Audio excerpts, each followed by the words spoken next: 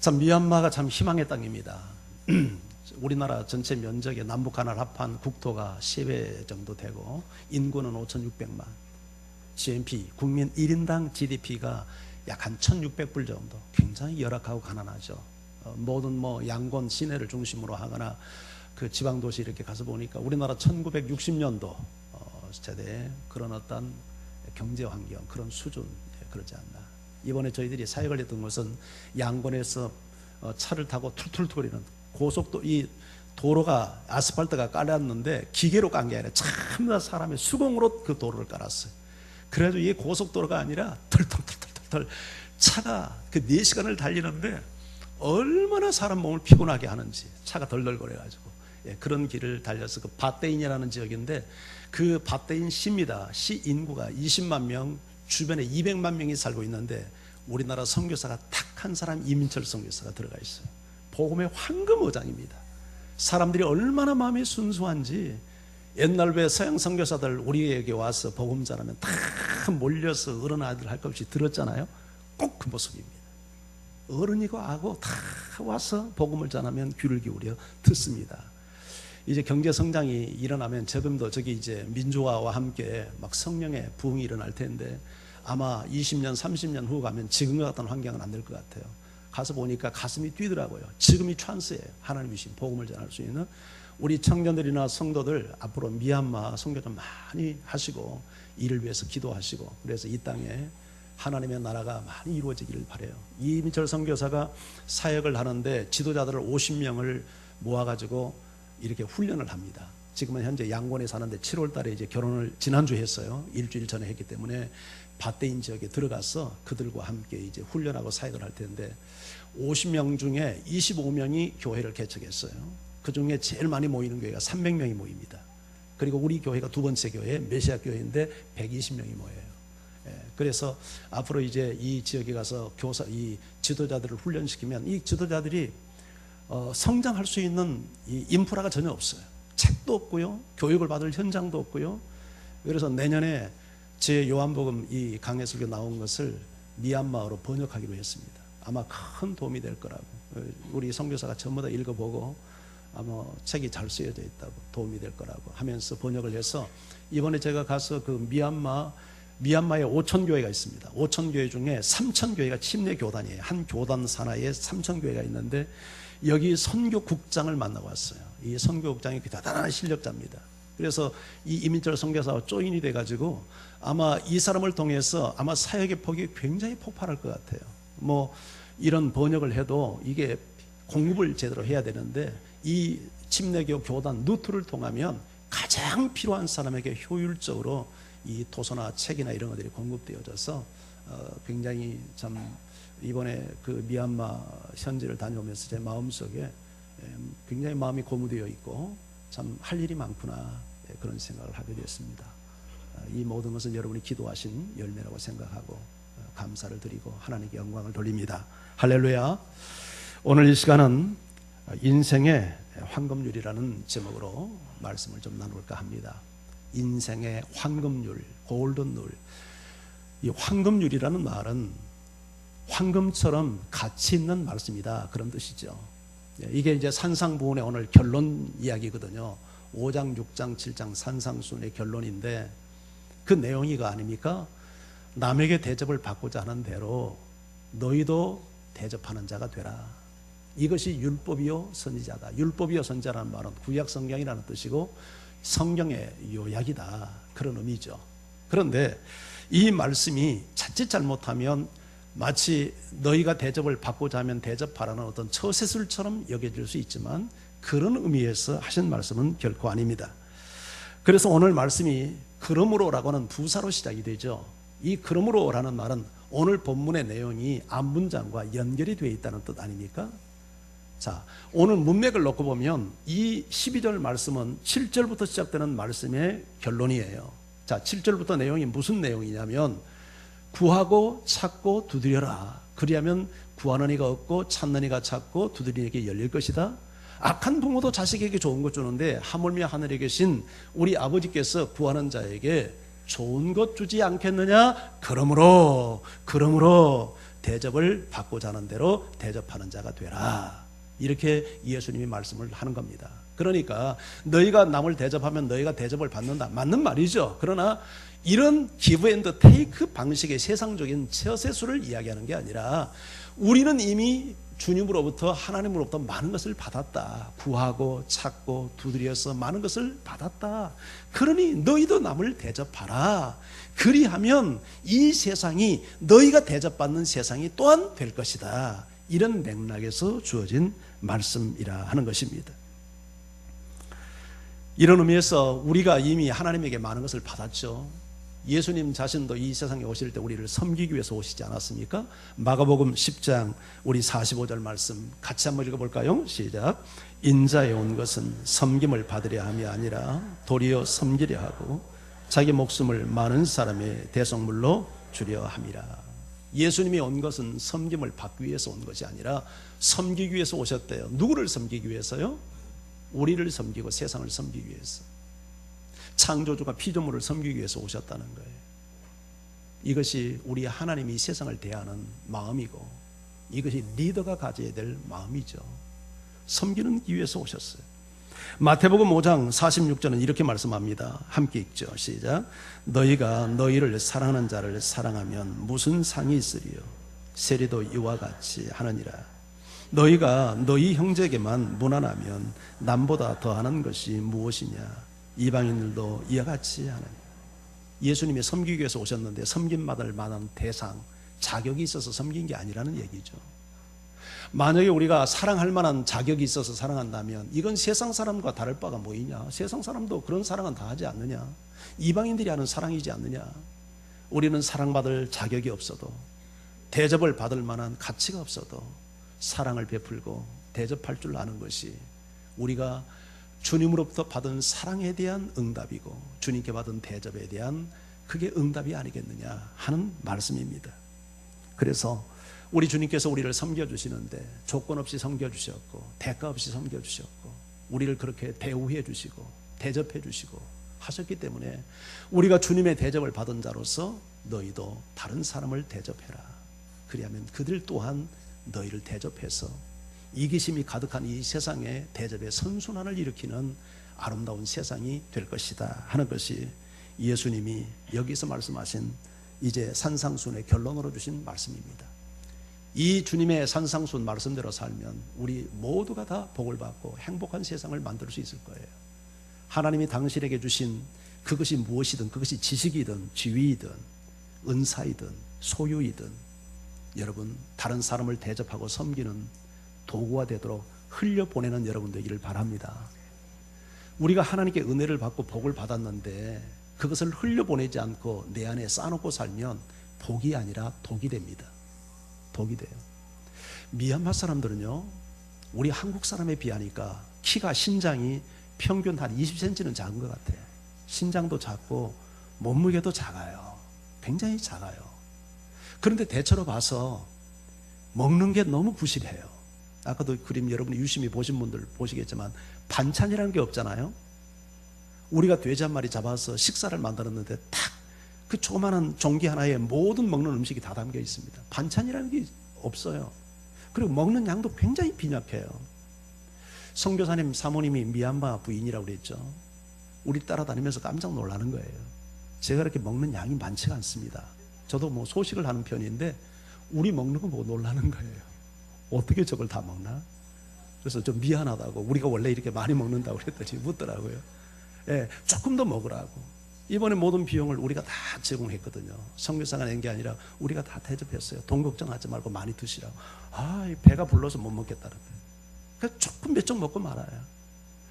우리의 문제는 살이 안 쪄서 문제가 아니라 너무 비만 때문이 지금 문제 아닙니까? 근데 비만이 왜 생깁니까? 먹는 양에 비해서 에너지 방출을 안 하기 때문에 비만이 생기는 거 아니에요? 비만이 오면 그게 성인병의 원인이 됩니다. 여러분, 우리가 하나님께 은혜를 받고 복을 받았으면 흘려보내야 돼요. 은혜를 받고 복을 받았는데 흘려보내지 않고 그것을 쌓아놓기만 하면 복이 되지 않고 영적인 성인병이 되는 거예요. 그래서 많은 사람이 교회에 와서 말씀을 듣고 은혜를 받는데 사역을 안 해, 봉사를 안 해, 섬기지 않아, 대접하지 않아, 베풀지 않아. 그래서 영적으로 병들어 가는 거예요. 여러분, 이런 위기에서 우리가 벗어날 수 있기를 주의 이름으로 축원합니다. 야고보서 5장 1절 3절 한번 같이 읽어볼까요? 함께요. 시작. 들으라 부한자들아, 너에게 임할 고생으로 말미암아 울고 통곡하라.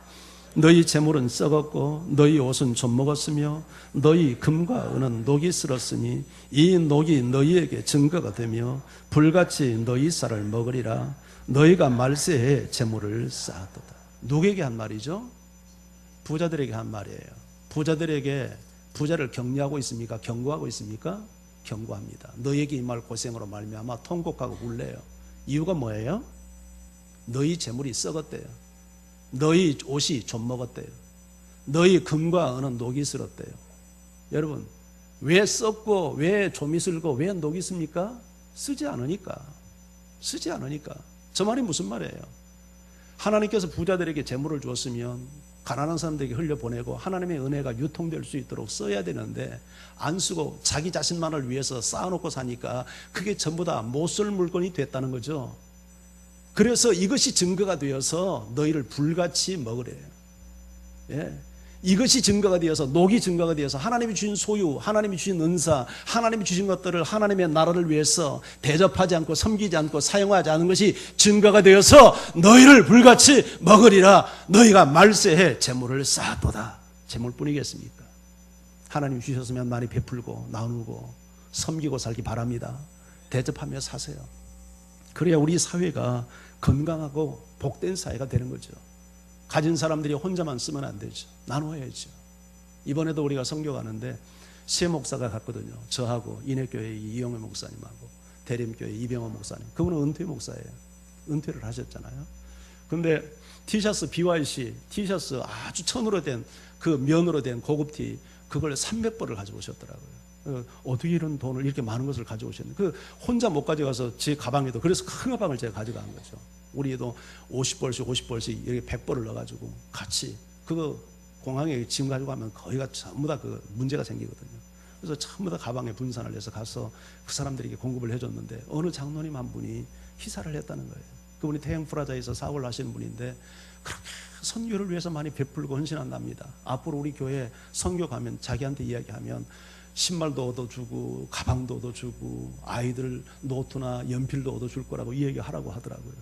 여러분, 우리 얻었을 게 아니라 여러분이 하시길 바랍니다. 그분은 돈 벌어가지고 그렇게 선교하는데 많이 쓰시더라고요. 왜 이렇게, 이게 얼마나 우리가 복된 일이에요. 이스라엘에는 여러분 호수가 2개 있다는 거 알죠? 저 북쪽에는 갈릴리 호수가 있고 남쪽에는 사해가 있어요. 그런데 이 두 바다의 성격이 너무 달라요.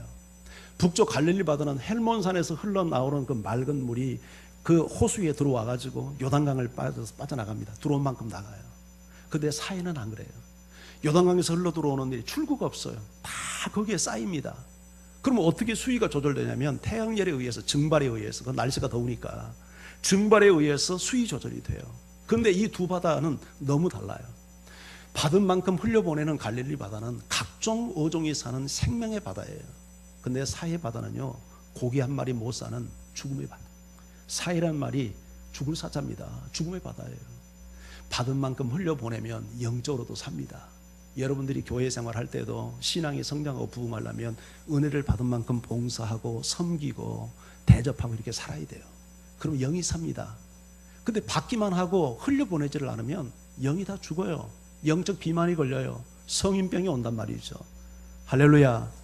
베풀고 살고 대접하고 살고 나누며 사는 여러분들을 주의 이름으로 축원합니다.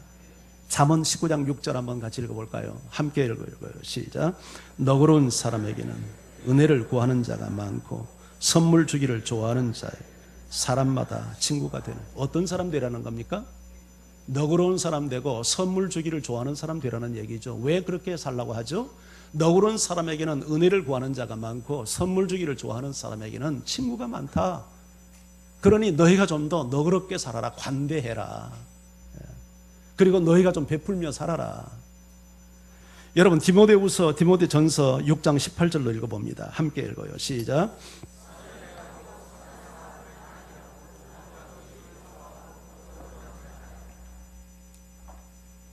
선을 행하고 선한 사람 많이 하고 나누어 주기를 좋아하고. 아멘.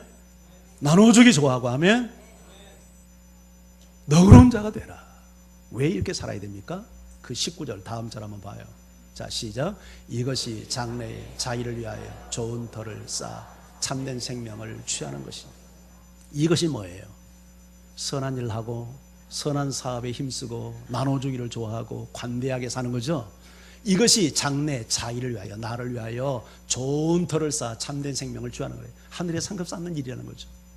예, 할렐루야. 그래서 움켜쥐기만 하지 말고 베풀고 나누고 대접하고 섬기고, 사람들을 보면 누구를 대하든지 섬기는 자세로 대하고 받들어드리고 그렇게 사세요. 이번에 미얀마 가면서 참 우리에게 좋은 역사들이 굉장히 많았어요. 첫날부터 문제가 생겼습니다. 공항에 딱 도착했는데 비자를 안 거죠. 비자. 미얀마는 비자를 받아서 가야 되거든요.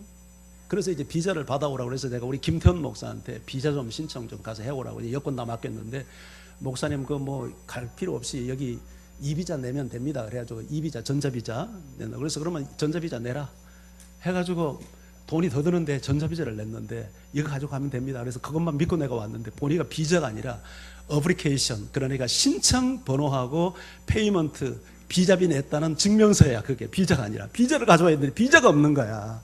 비자 내놓으라는 거야.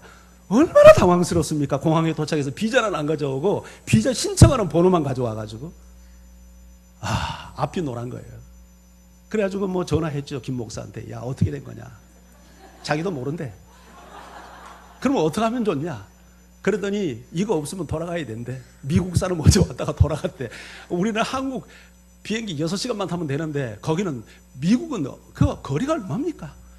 앞이 안 보이는 거야. 앞이 안 보여. 그런데 거기 이제 뭐 이메일이라도 뒤져가지고 좀 근거를 찾으려고 하는데 이게 미얀마 이 공항이 이게 와이파이가 안 되는 거예요. 그래가지고 방법이, 그렇다고 하면 말이 제대로 통합니까? 그 서툰 영어, 짧은 영어 가지고 뭐 의사표현 해봐야 속에 있는 그 장황한 내용을 전달도 안 되고, 그렇게 애를 타고 있는데 말이죠. 대한항공 직원이 부르지도 않았는데 어디서 쫓아온 거야. 우리가 이제 모여가지고 이렇게 이제 뭐 궁성성하고 있으니까 이분이 무슨 일이 생겼나 싶어가지고 이 사람이 찾아온 거야. 그래가지고 이 자초정을 이야기하니까 이거 큰일 났다는 거야. 그래가지고 이제 어쨌든 그분이 좀 도와달라고 부탁을 했더니 그 직원들 데리고 자기 사무실 가가지고 제 이메일 주소, 이제 그 비자가 제 메일로 왔거든요. 그래서 제 메일로, 마침 그것도 내 메일로 와가지고 또 다행이에요. 그리고 다 내가 그건 보지도 않고, 나는 그거 그냥 비자 받았으니까 보지도 않고 열어보지도 않고 싹 지워버렸는데 딱 하나를 혹시 몰라서 남겨놨는데 그게 근거가 돼가지고 찾아낸 거야. 참 하나님이 하신 일이 너무 놀랍더라고요. 그래서 그 비자를 거기서 이제 전부 다 그 사람이, 그 직원이, 미얀마 그 직원이 가가지고 대사관 연결해가지고 전부 다 거기서 그 비자를 찾아가지고 여권 번호 다 대입해가지고 그렇게 해서 비자를 받아가지고 통과를 하는데 1시간 이상 걸린 거예요. 다른 사람 다 지나가고. 그 난리를 폈어요. 참 너무 고맙잖아요, 그 직원이. 근데 오는데 그 직원이 또 거기서 일을 하는 거야. 그분이 매니저예요. 대한항공 매니저인데. 그래서 너무 반갑더라고. 그래서 형제 너무 감사했다고, 지난번 너무 도와줘서 정말 고맙다고, 내가 당신이 우리에게 베푼 그 은혜 때문에 감사해서 정말 이번에 돌아가면 인터넷에 당신의 그 정말 그 선행을 이 인터넷에 우리가 좀 알리고 싶다고, 당신 이름 좀 알려달라고 그러니까 뭐 괜찮다고, 그래도 좀 달라고 했더니 명함을 하나 주는 거예요. 그래가지고 그거 이제 올릴 거예요. 정말 약속을 했으니까. 그런데 이분이 와가지고 말이죠. 한참 그날 만석이었습니다. 오는데 만석, 한 자리도 빈자리가 없이 만석인데 어떻게 좀 이렇게 도와드리고 싶은데 특히 좀 베풀 게 없고, 우리가 6사람이잖아요. 3분만 업그레이드를 좀 시켜드리겠다고, 비즈니스로 주겠다는 거예요. 그래가지고 우리 사모님들이 비즈니스 타고 왔잖아요. 참 하나님께서 합력해서 선을 줘. 저는 말이죠, 이코노미 저 뒷자리에 타고, 우리 집사람은 비즈니스 쫙 가서 세상에 6시간을 오면서 나한테 와서 좀 자리 좀 바꾸자 말도 안 하더라고요. 나는 한숨도 못 자고 나는 뜬 눈으로 왔거든요. 나는 비행기 체질이 아니에요. 비행기 지금도 타는데 정말 고통스러운 것은, 나는 비행기 타면 잠을 못 잡니다. 우리 시간으로 새벽 2시 반에 비행기를 타가지고 집에 오니까 10시 됐어요. 눈 한숨도 못 붙이고 뜬 눈으로 왔는데, 그렇게 왔는데 하여튼 얼마나 감사해요. 제가 이야기하고자 하는 것은 감사하다고, 정말 당신 우리에게 베풀어 주신 그 은혜가 너무 고마웠다고, 당신의 선행을 알리고 싶다고 딱 요만한 하나 했거든요. 근데 그 대가가 말이죠, 어마어마하게 돌아온 거예요. 그거 돈 주고 비즈니스 타려고 하면 그거 한 200만 원 이상 들 거예요. 그렇지 않겠습니까? 우리가 비행기 표가 한 90만 원 들었으니까 한 3배 정도 되잖아요. 그러면 근 300만 원 가까이. 그걸 3사람이나 무료로 말이죠, 업그레이드 돼가지고.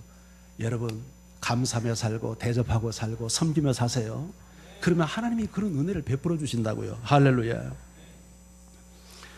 서로 존중하는 사이를 만들려면 내가 먼저 존중을 해야 돼요. 우리 남편들은 아내에게 존중받기 원하죠. 그러려면 남편들이 아내에게 먼저 사랑을 베풀고 존중해야죠. 우리 아내들은 남편에게 사랑받기 원하죠. 그러면 남편을 먼저 존중해야죠. 다 이것이 인생의 황금률이지 않습니까? 내가 베푼 대로 그것이 선순환되어서 내게 돌아오는 거예요. 여러분, 만나는 사람에게 도움받은 사람에게 내가 돈 쓴 거 하나도 없어요. 감사하다는 말 한마디밖에 한 게 없어요. 그런데 이분이 나에게 그 어마어마한 것을 보상으로 채워주지 않아요? 만석이 돼가지고 말이죠. 인간관계는 참 신비해요. 슬픔을 나누면 슬픔은 반으로 줍니다. 근데 기쁨을 나누면 기쁨은 배가 돼요. 좋은 것을 나누세요. 그러면 그 좋은 것이 배가 됩니다. 슬플 때 나누세요. 그러면 슬픔이 줄어들어요. 그것을 할 수 있는 환경이 교회잖아요. 그리고 그것이 셀이잖아요. 이번 주부터 우리 셀 모임 시작하죠. 모이세요. 함께 모이세요. 특히 우리 남자들이 함께 모이세요. 기쁨도 나누세요. 슬픔도 나누세요. 문제도 나누세요. 그래서 서로 사랑과 사랑을 격려하세요. 그럴 때 우리 속에 영적인 에너지가 일어나고, 여러분, 슬픔은 줄어들고 기쁨은 배가 되는 이런 역사가 나타날 줄 믿습니다. 인생은 메아리라는 말이 있잖아요. 거울 속에 나는 먼저 웃지 않는다는 서양 속담이 있습니다. 거울 속에 내가 먼저 웃지 않는다. 내가 웃어야 거울 속에 나도 웃어요.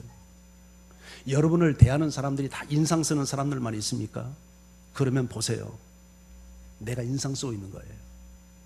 내가 사람을 웃음으로 대하면 반드시 상대방도 나를 웃도록 되어 있습니다. 내가 베풀면 상대방도 베풀 줄 압니다. 내가 섬기면 상대방도 섬길 줄 알아요.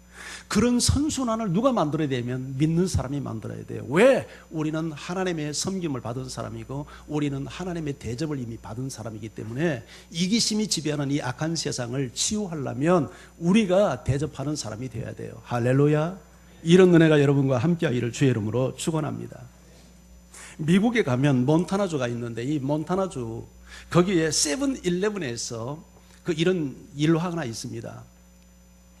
몬타나주의 겨울은 매출이 떨어진답니다. 날씨가 춥기 때문에 사람들이 왕래를 잘 안 하고, 그래서 매출이 떨어지는데 유일하게 한 가게만큼은 겨울철이 돼도 매출이 떨어지지 않는 거예요. 그래서 거기 감독관 한 사람이 그 가게를 시찰하게 되었어요. 도대체 이 비결이 뭐냐. 그런데 거기서 일하는 여자 자매, 그러니까 이 점원이 로베르트라고 하는 자매가 일을 하는데 이 자매가 손님들 대하는 태도가 특별한 거예요. 물건을 파는 자매가 아니라 사람들이 손님을 오고 이렇게 맞아들이는 태도, 그 계산하는 과정, 사람을 보내는 과정을 보니까 저렇게 하면 장사가 안 될 수 없겠다고 하는 게 이 감독관의 눈에 탁 들어오는 거예요. 한 노인이 들어왔어요. 사람들이 몇 사람 있었는데 빙글빙글 돌더니 바나나 하나를 찍고 사람들이 다 나가기를 기다렸다가 그걸 계산대에 올려놓습니다. 계산대에 올려놓으니까 이 자매가, 이 로베르트가 이 할아버지에게 막 말을 거는 거예요. 근데 이야기를 들어보니까 대단한 이야기가 아니에요. 아침밥은 먹었냐? 어제는 어떻게 지냈냐? 옷은 따뜻하게 입고 다니냐? 그런 일상적인 대화를 하는 거예요. 그러면서 포장을 다 한 다음에 나가는데 그냥 안녕히 가시라고 말하지 않고 문까지 열어주면서 안녕히 가시라고, 그리고 옷매무새까지 만져주면서 내일 또 오라고. 감독관이 감동을 받은 겁니다. 저 자매는, 저 노인은 이 가게에 바나나를 사러 온 게 아니라 사랑을 사러 왔구나. 그래서 이 감독관이 모든 세븐일레븐 매니저들에게 훈련을 할 때 이 로베르트 자매 이야기를 한 번도 빠뜨리지 않고 한답니다. 여러분, 혹시 여러분 가운데 점원이 있다면 이 로베르트처럼 한번 해보십시오. 매출이 증가될 겁니다. 직장 생활할 때 이렇게 섬기는 마음으로 직장 생활을 하면 반드시 당신은 승진하는 기쁨을 누리게 될 겁니다. 셀 리더가 이렇게 셀원들을 한 사람 한 사람 섬기면 반드시 셀에 부흥이 올 겁니다. 여러분, 이것이 예수님께서 우리에게 가르친 황금률입니다. 이런 은혜가 여러분과 함께하기를 주의 이름으로 축원합니다. 우리가 이처럼 대접하며 살려면 먼저 우리 마음속에 하나님에 대한 사랑을 경험해야 됩니다. 정말 하나님의 은혜를 체험하고 하나님을 사랑하고 하나님을 사랑하는 사람이 이웃을 진정으로 사랑할 수 있기 때문인 것이죠. 그리고 이웃을 사랑할 때, 이웃을 섬길 때 내 입장에서 섬기면 안 되고 대접이라고 하는 것은 반드시 상대방 입장에서 해야 됩니다. 자, 그 이솝의 우화 가운데 이런 우화가 나와요. 여우가 두루미를 자기 집에 초청해서 맛있는 음식을 준비를 했어요. 그런데 어디에다가 음식을 담아내 왔냐면 반질반질한 접시에다가 이 음식을 담아내 온 거예요. 부리가 긴 두루미는 음식을 제대로 먹을 수가 없었어요. 그래서 사실은 맛있는 냄새만 맡고 음식을 제대로 먹지 못하고 돌아갔는데 며칠 후에 두루미가 여우를 초대했어요. 근데 여우 집에는, 이 두루미 집에는 전부 다 항아리 같은 그릇밖에 없는 거예요. 항아리에다가 음식을 다 담아왔어요. 그러니까 여우는 냄새는 맡을지언정 음식을 제대로 먹지 못했어요. 이솝이 이 우화를 우리에게 들려주는 의도가 어디에 있겠어요? 대접을 하려면 상대방 입장에서 배려해서 대접을 해라. 여러분, 여우가 두루미를 음식 대접을 하려면 두루미가 먹을 수 있는 항아리 같은 그릇을 준비해야 되지 않겠어요? 여우에게 두루미가 대접을 한다면 접시를 준비해야 되지 않겠어요? 근데 자기 입장에서 대접을 한 거예요. 정확한 대접이 될 수 없었다는 얘기죠. 1988년도 섣달 금음날, 시간은 밤 10시 30분이었습니다. 저기 북해도 북해정 우동집에 낡은 코트를 입은, 체크 코트를 입은 한 여인과 6살짜리 어린아이, 10살짜리 소년, 두 사내아이를 데리고 우동집에 이 세 모자가 들어옵니다.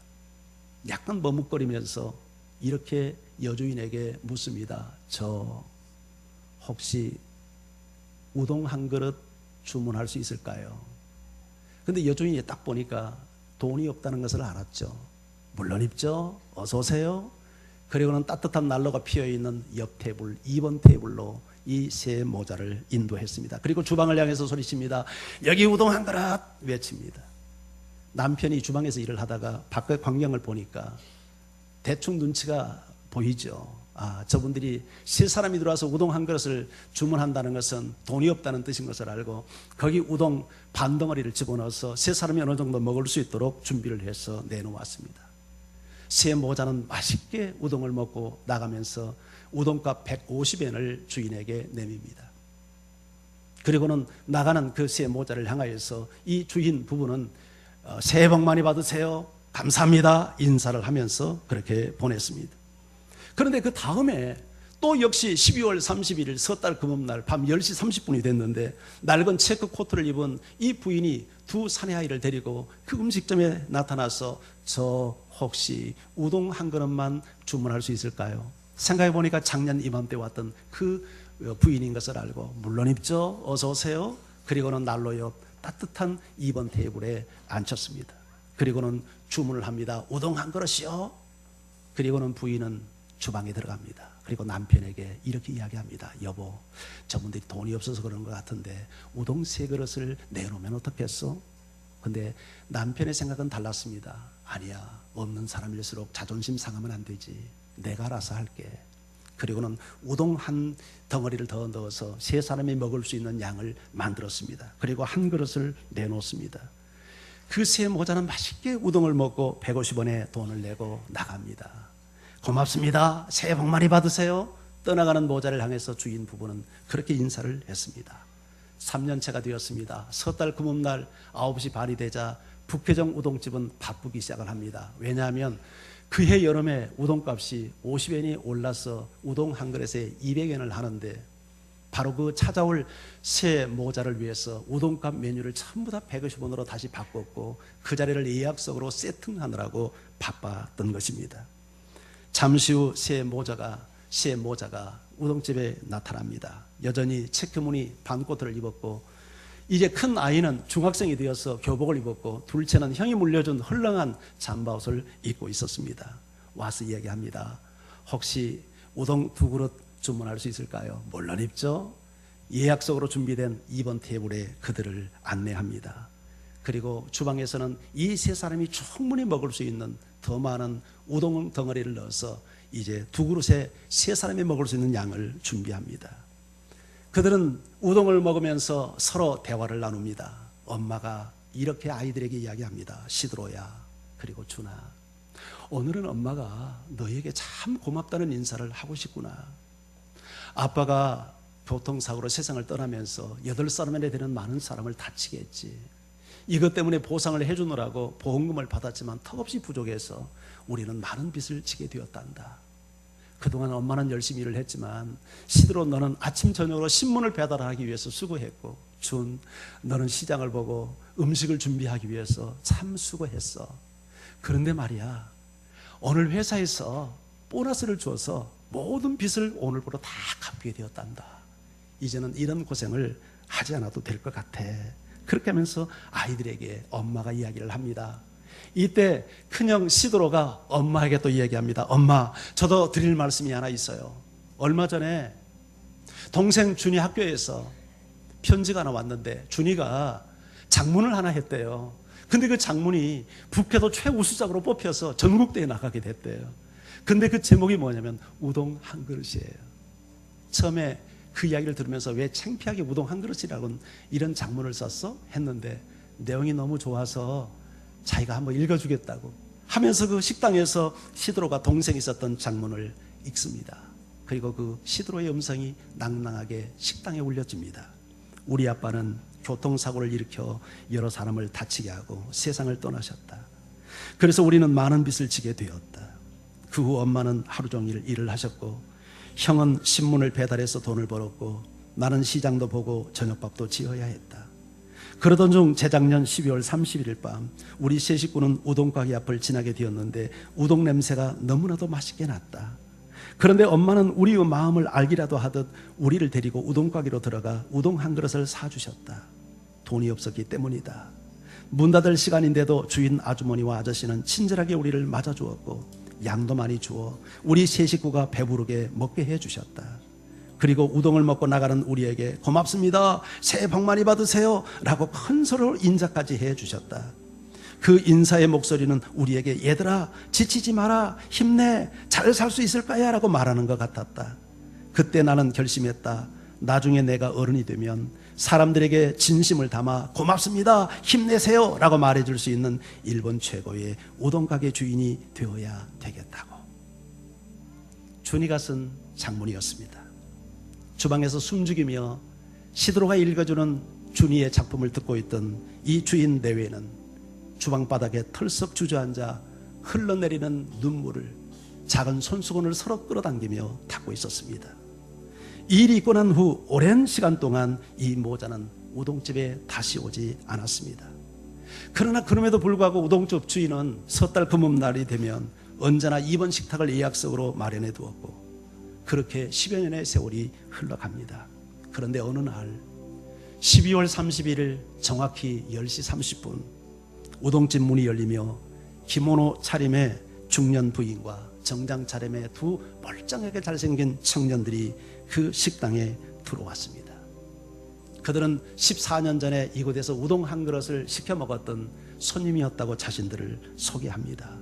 그리고 그때 그 우동 한 그릇에 담겨있던 주인의 따뜻한 배려와 사랑, 그 대접이 우리가 열심히 인생을 사는데 얼마나 큰 용기를 주었는가를 그들에게 고백합니다. 그리고 오랫동안 이 우동집에 우리가 오지 못한 것은 그동안 시가연 외가댁으로 이사를 갔기 때문에 오지 못했다고 이야기를 하고, 큰 아이 시드로는 그동안에 금년에 의사고시에 합격해서 삿포로 종합대학에서 일하게 되었고, 동생 준이는 교토은행에 취직이 되어서 근무하게 되었다고 소개를 했습니다. 그리고 이렇게 우리가 훌륭한 이렇게 사회인이 될 수 있었던 것은 우동집 주인이 3년 동안 우동 한 그릇 속에 베풀어준 그 용기, 그 배려, 그 대접이 큰 힘이 되었다는 이야기를 그들에게 고백했습니다. 이 말을 듣고 있던 우동집 부부는 두 눈에서 눈물이 흘러내립니다. 상대방의 자존심을 건드리지 않으면서도 상대방을 진심으로 대접했던 그 작은 대접이 그들의 삶에 이런 용기를 줄 수 있었다는 것을 새삼스럽게 깨달으면서 말이죠. 이 이야기는 1988년 일본의 구리 로헤이가 쓴 우동 한 그릇이라는 작은 단편 소설 이야기입니다. 이 소식이 발표되었을 때 일본 열도를 눈물로 강타했고 심지어 국회의 의장 회의장까지 눈물바다를 이루게 하는 소설이었다고 합니다. 사랑하는 성도 여러분, 돈이 많아야만 대접하며 살 수 있는 것은 아닙니다. 우동 한 그릇이라도 거기에 내 마음을 담고 진심을 담고 사랑을 담아서 누군가를 섬길 수 있다면 한 인생의 운명을 바꿔줄 수 있는 그만한 그렇게 놀라운 기여를 할 수 있고 능력을 베풀 수 있지 않겠습니까? 오늘 우동쪽 주인과 같은 이 따뜻한 섬김, 이 대접, 이 배려, 이것이 이제 우리 모두의 이야기가 될 수 있기를 주의 이름으로 축원합니다. 우리 같이 찬양하면서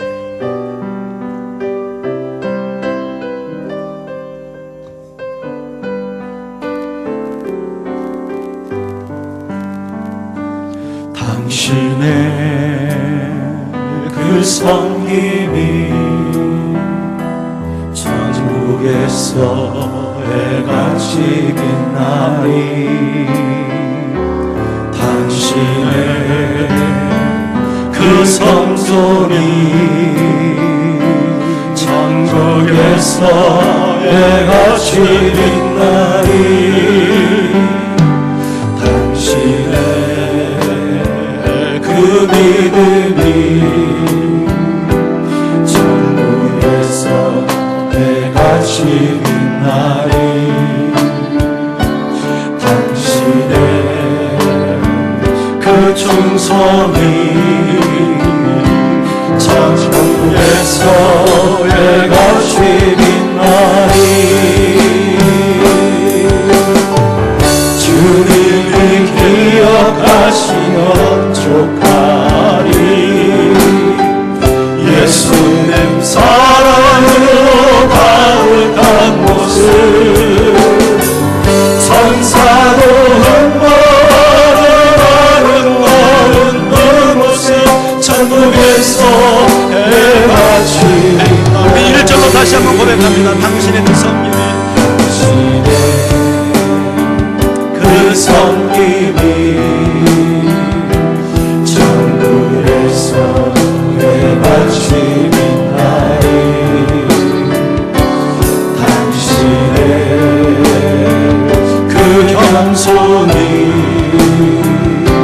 천국에서 해같이 빛나리.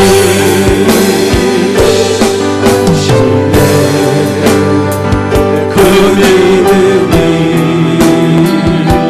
천국에서 해같이 빛나리. 당신의 그 충성이 천국에서 해같이 빛나리. 주님이 기억하시면 족하리. 예수님 사랑으로 가득한 모습 천사도 흠모는 아름다운 그 모습 천국에서 해같이 빛나리. 이 시간 우리 기도하기 원합니다. 하나님, 나도 이제 주님께서 나에게 베풀어 주신 그 섬김, 그 대접처럼 나도 또 다른 사람을 섬기고 대접하며 살기를 원합니다. 우리가 사는 세상은 이기심이 지배하는 악한 세상이지만 우리가 대접의 실천을 통해서 이 서로를 대접하는 선순환이 일어나는 세상을 만들고 싶습니다. 주님의 황금률을 우리가 시행하게 해 주옵소서. 그래서 내가 사는 세상, 이 아름다운 세상이 정말 복된 세상이 될 수 있도록 은혜를 베풀어 달라고 우리 다같이 시간 기도하며 주 앞에 함께 나갑니다.